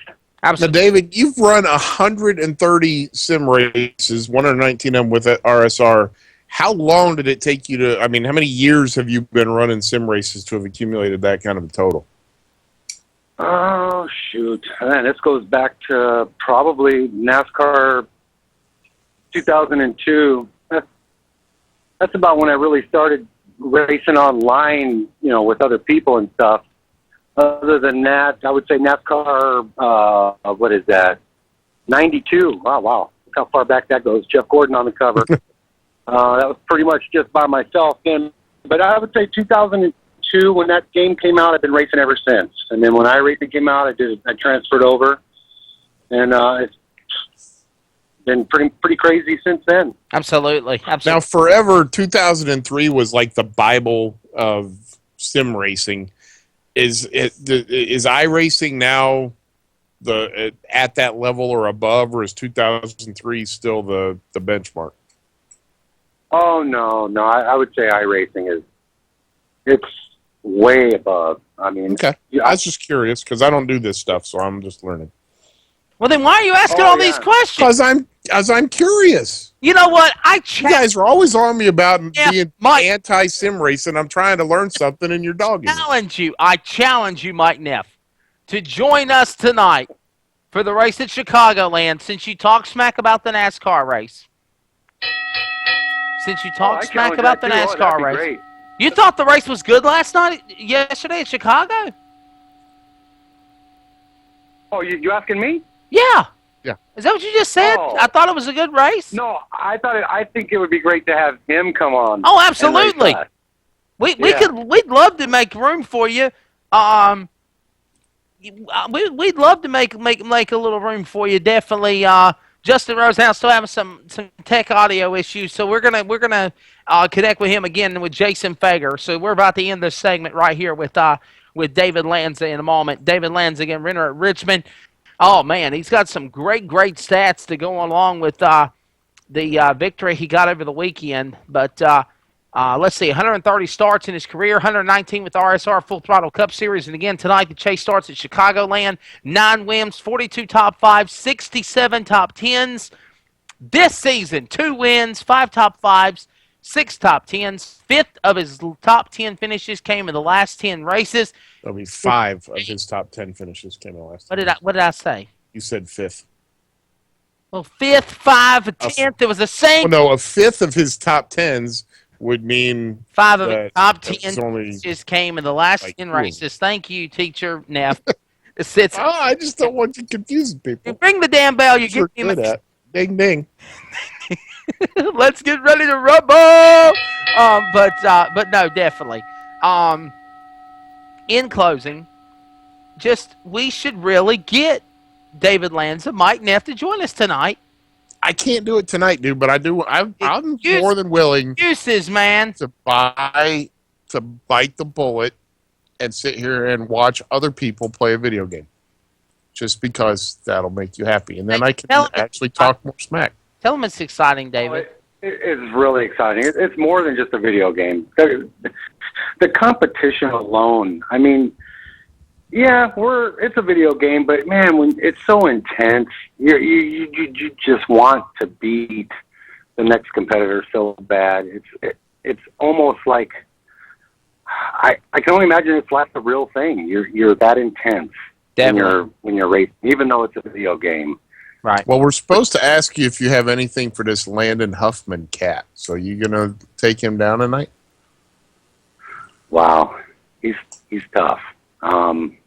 I'm going to give it everything. Hey, I he got tore up like in everyone else. Chicagoland last week, though. Me and J.D. Webb announced that race. And by the way, if everything goes well, I am actually going to be announcing in the booth with Mike Keaton for all 10 of the Chase for the RSR Full Throttle Cup Championship events tonight in Chicagoland. So I was there last week with J.D. Webb whenever there was contact when Landon Huffman got wrecked. Yeah, that was unfortunate. I mean, I would have liked to have raced him to the end because just before he got wrecked, we were 1-2, and you know, I was right there with him. I mean, the practice paid off. I'll tell you that right now. I know I had to win to get in, and so it felt really good to run there with Landon because he is real tough, and I mean, he's just a tough cat to do. Definitely. To try and beat. And I meant Richmond is what I meant. Well, David Lanza, buddy, thank you so much. Before I let you go in the sim world, go ahead and throw out your sponsors, man. Oh yeah, I'd like to thank our Real Sim Racing, Bob Earl especially. You know, he's the one. Yeah, we're racing for this seat here, and it wouldn't be without him. We wouldn't be where we are right now. And, Definitely. I got to shout out to my teammates though, Chad Cole, Guy Schneider, and Glenn Campbell. Those guys are the best. So you talking about the same Glenn? The Rhinestone Cowboy is sim racing now? Is that what you're talking about? The Rhinestone like Cowboy. a rhinestone cowboy. Yeah, that's yes, funny, sir. huh? Oh man, I never thought about that. Maybe I'll have to tease him a little bit tonight. Oh, please tell me he's got a rhinestone driving suit. You got to tell me that he's got a rhinestone driving suit. Please. That is so wrong. We are so in trouble. Oh yeah, you guys are in trouble. He's gonna Now kick I'm in our trouble. ass whenever he sees us. Yeah, if he ever comes out of his mom's basement. Absolutely. Oh, hey, David Lanza, man, thank you so much for being on the show. God bless you. Take care. We'll see you tonight for thank the you. event. Good luck tonight, David. Eastern, 9 o'clock Eastern. David Lanza on the ETV Live Online Auto Sports Entertainment Network. One guest out of the way. Let's get us another one, and we're going to now talk to the Beaver Dam Flash. I gave him that nickname, by the way. Really? Yes. Russell Stay up late Beaver thinking Dam. of it, or did it just come to that? And coming up, our main event of the night. Ring the bell. The main event. Ding, ding, ding. The high side tickler, Kyle Strickler. Not on the show. We've got the original man that had the original nickname for high side, the high side hustler, Jason Fager from Bloomington, Indiana. I was just going to say, what are you talking about, Strickler? Strickler stood us up last week. You would let me finish. I could explain to you what I was trying to get into. Well, I'm glad, because I don't know what the hell you're talking about right now. Before the high side tickler nickname ever friggin' came out, the high side hustler was the original name for high side drivers, and it was Jason Fager out of Bloomington, Illinois. And he's going to be on the show, winner of the Prairie Dirt Classic at Fairbury American Legion Speedway. Say that 3 times fast, coming up at 7:45. Meanwhile, Russell Huffman, the Beaver Dam Flash, is on the show. How are you, my friend? Good. We're doing good, man. We had a blast on Friday night, didn't we? Camping out. We cooked hamburgers and hot dogs and burnt sausage dogs and wieners and everything else, didn't we? Yeah, we were up to about 4:30 in the morning cooking hot dogs and sausage and hamburgers. Definitely. We had a great time. Well, we were cooking them or trying to cook them, and then all of a sudden, I looked at the grill and I said, "Whoa!" Shut it. And I said, "Whoa!" And all of a sudden, you can see the Mike Neff, the bratwurst. I love bratwurst. Don't you love bratwurst? Bratwursts are awesome. Not when they're charred. Well, that's why you cook them on low. We couldn't get the damn propane to stay from freezing. It kept freezing up on us. The propane was freezing? Yeah. Heck, what kind of redneck contraption were you cooked it on? Look, it wasn't mine. It was theirs. Blame it on them. All right, then. I'm cooking. I can cook. I guess I can. Can't I? I don't know. Nobody got food poisoning the next night, did they? You got to pay attention when you're cooking. Wow. You just left it on there entirely way too long. Hey, oh, wow. Dude, congratulations on dominating and getting double eagles. One for you, one for your brother at the USA 100 finale for the modifieds, the Budweiser modifieds at Virginia Motor Speedway Saturday night. Yeah, it was an awesome weekend, and we I took 3 weeks of racing off to be, just, to get everything prepared for that one race. And, we worked on the car and just made sure everything was absolutely 100% perfect. Right. Because that's the only time we go to that racetrack. We go there one time a year. That's it, just for that one race. And, we really, felt we were on top of our game this year, and there really wasn't no races close to the past 3 weeks to go to. So I said, man, let's just kind of stay home and make sure our stuff is, 100% perfect. We go down there and give it everything we got. And if we come home without one of them Eagles, it's not because we didn't work for it and make sure we were 100% prepared. It's just because we just got outrun by somebody else, and we went down there and won both of them races, and it was absolutely unbelievable. It was unreal. Definitely. It definitely was something truly I don't think anybody will ever forget it. And I want to let everybody know also that that ETV Live did do the play-by-play for the modified portion of the race. We are working on the broadcast. It was not broadcasted live. It was tape delayed. But Mike Neff, in the next couple of days, you will actually be able to listen to the broadcast of the modified event. But if you just want to kind of get a little sample of it, here is a sample of the event from Saturday night. It's passed by two cars in that exchange as they'll come out of turn number 4 down to the line. This time by, it will be 4 laps to go. 4 to go here at Virginia Motor Speedway and the final event of the 2012 season for the Budweiser Riflewood Modifieds. And they go down into turn number 1 and 2 again. It's still going to be Russell Irwin out in front. Tony Quaid, his teammate car. He was been in the front of the early going. Now he falls back in position. Meanwhile, they'll come to the line this time by, and it will be lap number 22 on the board. 3 to go. 3 wide out of turn 4. 3 on the track and 3 on the racetrack. Out of turn number 4 as they exit off the corner. Russell Irwin in his own zip code. Down the back straightaway. Nobody is going to make any move, just like Jamie the Jet Latham did in the Lucas Oil Late Model Dirt Series USA 100. The same thing is happening by Russell Irwin. The Beaver Dam Flash out in front as they go down into turn number 1. And time is running out. 2 to go on the flag stand. The white and the checker all swirled up together. Showing them by the flagman on the back stretch is your leader, Russell Irwin. Time of the essence as they go down into turn number 1 and 2. Down out of the corner. This time by, the white cloth is in the wind. The 1 lap to go indication on the flag stand. Final time for Russell Irwin trying to win it. It's all his for the taking as he passes Jeff Solinger, the 77, the back marker car, down the back straightaway. He won the Eagle last night. He said at 4 o'clock in the morning, so, brother, if I win this one, I'm going to give the Eagle to you. He does it. He wins. Double down in the 1500s for the USA 100. And, of course, that was the call with yours truly up in the booth at Virginia Motor Speedway. And also you'll be able to hear the race in its entirety on the ETV Live Auto Sports Entertainment Network whenever we get it broadcast put together. But Russell Irwin, it's like I told you, after the race in Victory Lane, my friend, I was there. I pretty much hung out with you guys pretty much the entire weekend, and you said to your brother, Eric, I know you've wanted this elusive Eagle to close out the year at VMS for many, many years when he ran modifieds. If I win this event and double down, which you did, I'm going to give you it. What was that like? Yeah, I never thought we really, we're going to have a shot there Saturday. We had a good car, qualified, up in the front, won a heat race, and we start third in the feature. But the track just wasn't to my liking. It was, the track. It dug it up overnight, Friday night there, and watered it really heavy. So the track ended up getting really rutted up, really rough, and that's just not my kind of racetrack. I like it black, slick. More where it really puts it into the driver's hands, where you just really got to, get up on the wheel and then keep the car playing up underneath you. But it was rough, and we took what we could, and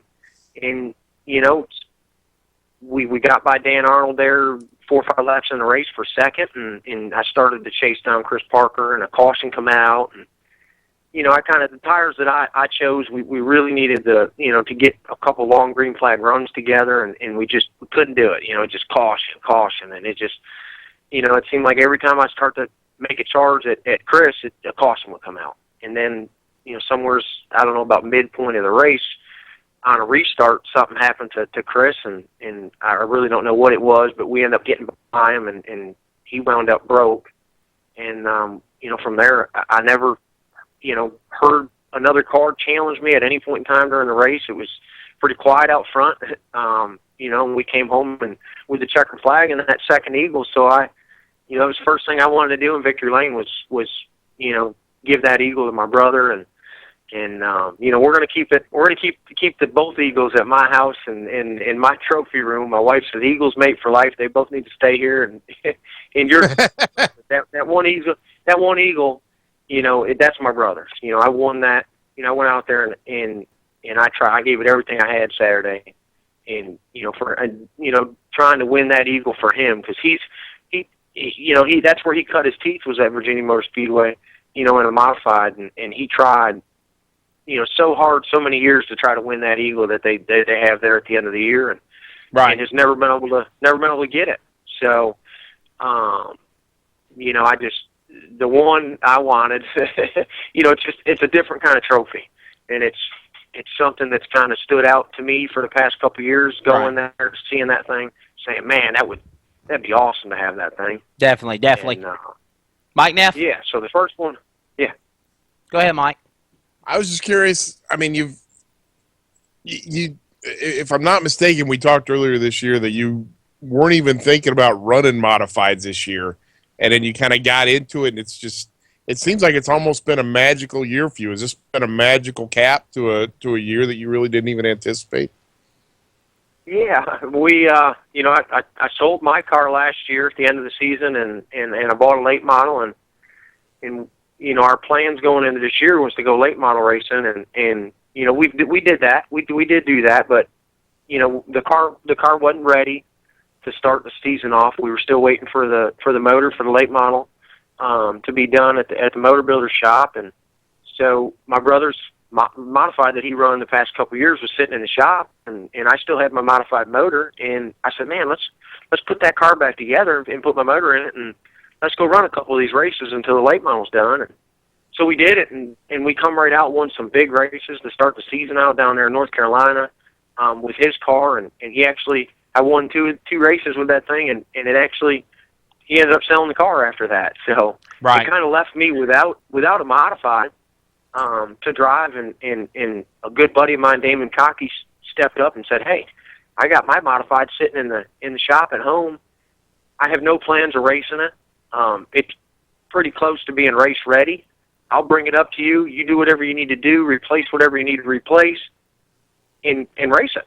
And that's pretty much what we've done, and kind of doing both the modified and the late model, and some stuff kind of came apart back in late July with the late model deal, and I chose to kind of park that for the rest of the season and just focus on strictly running the modified. And we won 5-6 races, or I think, with the late model, and we've won, I think that's 8 races now with the modified. So we've had a great season with both cars. Just some circumstances with the late model, we chose to park it. Definitely. And, of course, we got to wrap things up here in about 2 minutes with Russell Irwin, and we're going to get the high side tickler, Kyle Strickler, on to be our final guest on the show. And, again, Lee Poole. That would be Jason Figure. But you know what? I'm so damn... You are determined to have Strickler on the show. No, I'm so used to having Kyle Strickler on. It's such an honor to have Jason Fager on. You're just so used to saying the high side tickler, because normally the high side hustler don't run in these damn parts. So anyhow, Jason Fager will be coming up here in a couple of minutes once we come back from break. But Russell, man, in closing, it was just an awesome race. It was exciting. It was wild. It was intense as I'd ever seen any race at Virginia Motor Speedway being my first time ever going up there and actually being in the announcer booth calling the show. And dude, you put on an awesome job in that Beaver Dam Flash 22. Thanks, man. I appreciate it. Definitely. And before we let you go, throw out your sponsors on your car. Huge thanks to, me and my brother, we own our own business, and so huge thanks to, everything that kind of comes out of our shop for help on our stuff, Irwin Racing Supply, Larry Shaw Race Cars for the absolutely just awesome chassis they build us. It's an absolutely just dream car to drive. It drives so nice.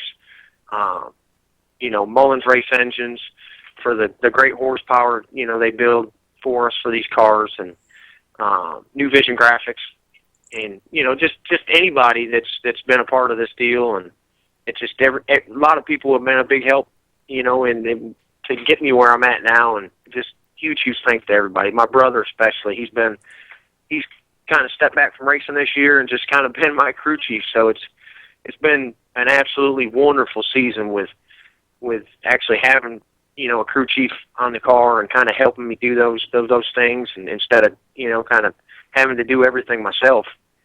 It's definitely made it a lot easier and allowed me to have a little bit better focus at the racetrack to what I need to be doing. Definitely, so, definitely. Thanks to everybody. Definitely. All right. Well, Russell Irwin, man, thank you so much, dude. Awesome job. And again, I will see you at a race very soon. Thank you. Thanks for having me on. He told me, Mike. He told me, Mike. He said, Wesley, you just need to travel with me. You just need to be the Irwin racing announcer, because everywhere I go to and I win, you're there announcing it. So I must be a good luck charm for somebody. Yeah. You keep coming. You keep coming for some of these big money shows. We keep winning. Absolutely, absolutely. Russell Irwin, take care. Thanks for being on, Russell. Congratulations, buddy. Thank you. All right. God bless you, Thank my you very friend. much. All right, bye. All right, that's Russell Irwin. All right, bye. Shut up. You know what? You're such an ass. You make me laugh. I'm an ass. You're the one. Yeah, all right, bye. Shut up. I did not do that to him. Oh, wow.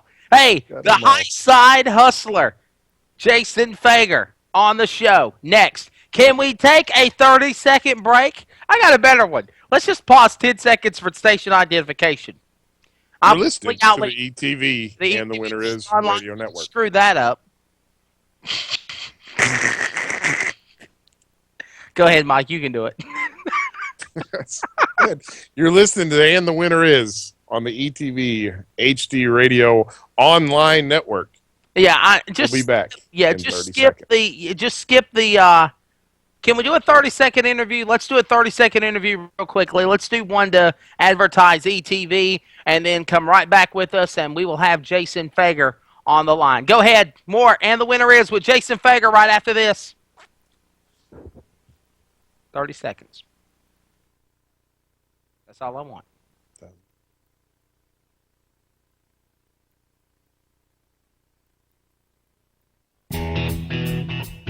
Coming up tonight live on ETV Live and ETV Live Radio, Real Sim Racing's Full Throttle Cup Series. Join Michael Keaton and Devin Smirker from the booth with reports and live updates from Pit Road by Dakota Ehrman and the ETV Live Pit Road crew. Live on ETV Live tonight at 9:20 p.m. on the Star Car Channel and ETV Live Radio, Real Sim Racing's Full Throttle Cup Series. ETV-eplay.net. We'll see you there. Hey, welcome back to And the Winner Is Motorsports Show. I am Wesley Outland, the ringmaster of motorsports, along with the devil of motorsports, the motorsports devil, Mike Neff. See, you even got me tongue-tied on your nickname. No, man, you're all spun out. It's your fault. I can't help it. And we got Jason Fager with us. The hot big-time winner. Out of Bloomington, Indiana, the number 25 Bob Pierce chassis. How are you, my friend? I'm doing good. Real good. You are the winner. Indiana, really? Yes, from Bloomington, Illinois. I'm sorry to hear that. Illinois. You're just so used to saying, but there is a Bloomington, Indiana. Yeah, that's where Indiana University is. It's also where the Kinzers come from. But he is from Bloomington, Illinois, the home of Steve Kinzer. No, Bloomington, Indiana is the home of Steve Kinzer. Okay, all right, let's just start over. On the Just give it up. On the show is Jason Fager. Who won the Prairie Dirt Classic at Fairbury American Legion Speedway, one of the biggest events to win in dirt late model racing up in the Midwest. And I'm also going to be bringing in Justin Rhodes now here in just a moment. But man, that was an exciting race for you, wasn't it? Yeah, real exciting. I've been going to that race ever since I was a little kid, and just something you kind of always wanted to put on your to-do list and get done, and feels good to finally accomplish it. Definitely, it was one barn burner. I saw the video on Dirt on Dirt. Thanks to Michael Rigsby and the folks at DirtOnDirt.com. All late models all the time. Go to DirtOnDirt.com.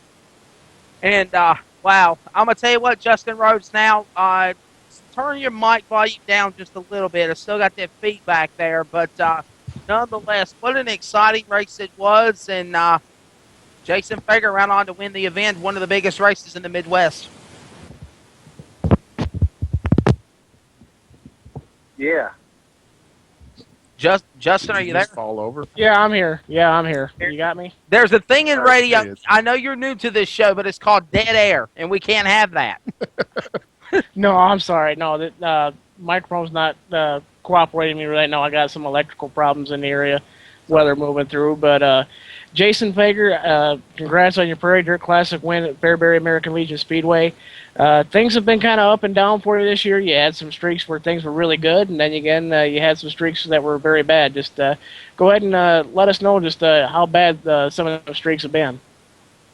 Yeah, we just we got in a pretty bad rut there at the beginning of the season and towards the Summer National, and just we've had a lot of mechanical woes, and just the bad thing is we've had a lot of new components, and good parts that have been failing on us. So that makes it real tough, when you're doing what you need to do, but it's not holding up on the other end. And I think it seems like we kind of got that turned around, and been working real hard in the shop and trying to make sure everything's prepared as much as it can be, and it's definitely paying off for us on the racetrack. Picking and choosing events. Me and you talked on the phone earlier this afternoon, Jason, and I know you will be coming to Charlotte, North Carolina for the the Big Daddy for the World of Outlaws, the World of Outlaw World Finals in November. Yeah, absolutely. That's an awesome crowd down there. They built that event up really big. Big block modifieds and sprint cars and late models, and they get a heck of a crowd there to support it, and love going down there. Beautiful area. Just wish we could get down there more often, but we got not so much racing around here. We can't get down away too often, but we're definitely looking forward to getting back out there and redeeming ourselves from last year. We were really fast down there last year, but we had some mechanical woes and put us in the back there pretty much every night of the races and worked our way up through there. Just never could get in the show though, but passed a lot of cars. The first time that I ever saw Jason Fager in a dirt late model was in the number 25. I call him before I found out his nickname was the High Side Hustler. I called you the Dice Man because you got dice on the side of your car. And I always said he's rolling the dice every time he goes to the top of the racetrack. What is this guy thinking? I mean, you're freaking putting the car in places that you're not supposed to on a dirt track, and you're making it stick. And it was 2009, World of Outlaw World Finals. I was up in the announcer tower doing media and PR for LocalRaceChat.com and doing the live updates. And it was in the last Consi or the B main to make it in for the race. And dude, you were on a rail. You were coming strong. You love the outside. You ride or die on the outside or the top of the racetrack, won't you? Yeah, that's just something we get a lot of big cushions around here in my area, and kind of made a living running the top side, and that's just where I'm comfortable at, and that's what I like to do. And it's I really like it when there's a little bit up there, and a lot of guys won't get up there. And it seems like I figured out, I can usually get there and make it work when a lot of others can't, and that's what I like to do. And it's worked out pretty good for us a lot, but it's also cost me a lot. So we've really been trying to work on the program through the middle and on the bottom, to try to win some of the longer 100-lap races. That top side definitely is hard on equipment, but we definitely still get up there and get it done when we need to. Top side's more fun, man. Absolutely. Get up on the top side and let her eat. I got two questions for you, Jason. Number one, you ran the whole Hell Tour again this year. How hard is it to drive 5,000 miles and race 29 times in 32 days? It's pretty tough. This year was definitely one of the tougher years. We had a lot of heat and just a lot of mileage, and I think I logged just about every one of them behind the wheel, the transporter and in the, and of course I drove all the laps in the car too. So it definitely is a lot of driving and a lot of hard work. And, it can be a lot of fun as long as your stuff's staying together and things are going halfway decent, you know, it ends up being a pretty good deal. But man, when you have a couple of bad nights here, bad nights there, it makes it really hard to get back on top of things. No doubt. My other question is, Belle Claire, is that the coolest racetrack in the country? That's a small little bull ring, ain't it? But I would say it's the smallest of the late Wow. model race. But it is a pretty cool little place. I mean, and they got a lot of great fans in that St. Louis area. But you know, it's a unique track, and you know you're going to tear up some body panels when you go there, and you're going to have to bully your way through there, you know. But it definitely provides a lot of excitement for fans. The best way to describe the track, and I'm going to use the expression used by World of Outlaw late model announcer Rick Eshelman, they're fighting in. You guys are fighting like cats and dogs inside of a 4-foot cat litter box. A 1-foot cat litter box. Bottom line, 1 foot, not 4 foot, 1 foot cat litter box, and everybody for the taking. That is a small track. It is wild. It is exciting. Hey, by it puts on awesome races. John Kennedy says he had a hell of a time partying with you at the Prairie Dirt Classic on Saturday night. Also. Yeah, we do a little bit of partying. You know, that's the good thing about the dirt world here. You know, we're still able to let the fans come down the pits and have a good time and party with us afterwards. And, you know, we do plenty of that, plenty of socializing and hanging out. And that's what makes it great, meeting new people and getting to have fun after all the hard work. Definitely. Well, man, we got to let you go. Justin Rhodes now, make it quick. A quick question for Jason Fager before we have to sign off. We got less than 2 minutes. Jason, just wanted to ask you a quick question about your race plans for the upcoming weekend. I noticed on your website it said Brownstown. I know Berlin's got the big, I believe it's 20,000 to win show, 100-lapper up here at Berlin Raceway. Filling in the concrete or the pavement track with dirt. What's your plans for the weekend? Actually, we're going to stay a little closer to the house. We're going to go to Granite City, St. Louis down there Thursday and Friday. They got a battle of the modified deal, but they're having some late model specials. And then Saturday night, we got the Illinois State Championship at Peoria Speedway. That's a 5,000 win 100-lapper, and I think we've won it the last 2 years in a row. So I think I'm just going to go there 30 minutes down the road and try to keep my streak going there. Mike Neff, quick question before we sign off with Jason Fager. No questions. Just good luck to you, Jason, and don't tear up that catch fence up there at Peoria. They just built the thing back up. They don't need it torn down again. Absolutely. I sure hope not. All right. Well, Jason, real quickly before I let you go, real fast, throw out all your sponsors, my friend. Oh, got a ton of great ones. Got to go with Box Seat Production, Cheap Cars, VP Racing Fuels, Pro Tire and Auto, Titan Industries. We got and all the other product sponsors. Can't thank you enough. Definitely couldn't do without them. Absolutely. Thank you, brother. Appreciate it, my friend. And hopefully we'll have you back on the show again. He's been on with us for about 10 minutes. The high side hustler, Jason Fager out of Bloomington, Illinois, winner of the Prairie Dirt Classic. Mike Neff, what you got going on this weekend, buddy, before we sign off? Not sure what I'm doing this weekend, but I'll be at a racetrack somewhere. Take care of yourselves. Thank you all for listening. We'll see you next week. Peace out. I think I'm going to be doing the same thing as well. I'm going to be announcing the Winchester 200 at Winchester Speedway in Virginia. But for Mike Neff, the Racing Devil, Easley Outland, the Ringmaster Motorsports. Absolutely. And then, of course, Justin Rhodes, now our Midwest Racing Port 2. You've been tuned in to And the Winner Is Motorsports Show. Good night. God bless. Check out the archives and replay Friday at 1 p.m. Eastern on ETV Live.